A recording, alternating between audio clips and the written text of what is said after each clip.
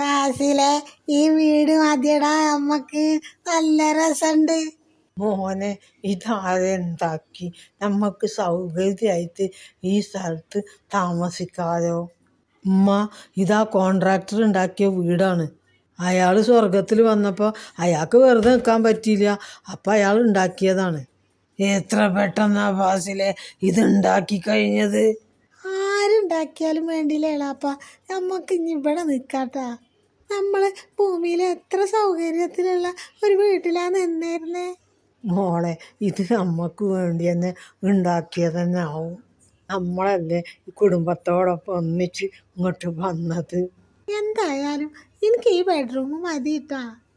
ഒറ്റയ്ക്ക് എടുക്കാൻ പറ്റൂല ഫായിന, വലിയമീൻ നിന്നോട്ടെ ആ റൂമിൽ. ഞാനും ഫാസിലെ ഫാവുനൂൻ്റെ കൂടെ തന്നെയാണ്. ഉപ്പാക്കും നമുക്ക് മൂന്നാക്കും കൂടി ഈ റൂമിൽ കിടക്കാട്ടാ.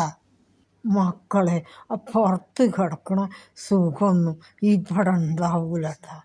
മരത്തിൻ്റെ കാറ്റും കൊണ്ട് കിടക്കണ സുഖം വേറെ കിട്ടൂ.